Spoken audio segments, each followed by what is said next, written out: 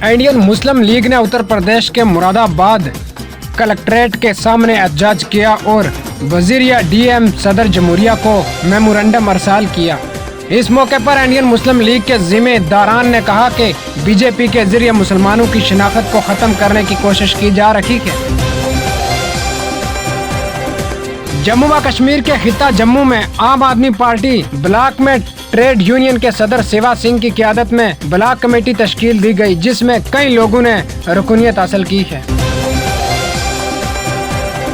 उत्तर प्रदेश के नोएडा सेक्टर 108 में police commissioner Alok Singh ने अपने दफ्तर में जायजा मीटिंग में पुलिस अफसरान के साथ मीटिंग की, जिसमें स्टेट क्राइम गालिब रहा। इस मौके पर उन्होंने अफसरान की सरजंश की।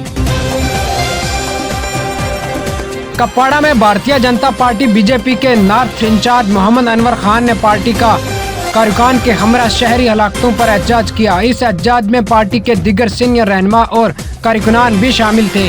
इस दौरान अनवर खान ने बताया कि अस्करियत पसंदों के खिलाफ जल्द अज जल्द कार्रवाई की जाएगी।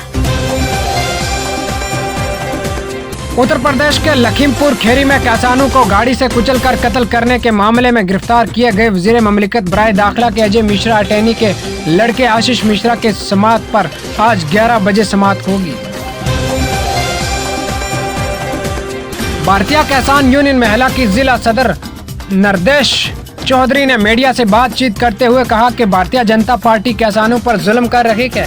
बीजेपी के वजीर के बेटे ने जिस तरह से किसानों को अपनी गाड़ी से कुचला है वह बहुत ही अफसोसनाक है। इसके खिलाफ दुनिया भर में लोग अपनी नाराजगी का इजहार कर रहे हैं। जम्मू श्रीनगर कुमी शाहरा उधमपुर के कद इलाके में मुश्तबा हालात में डीजल से लदे टैंकर में आग लग गई। से आग किस वजह से लगी ये अभी तक मालूम नहीं हो सका। डीजल टैंक पंजाब से कश्मीर जा रहा था।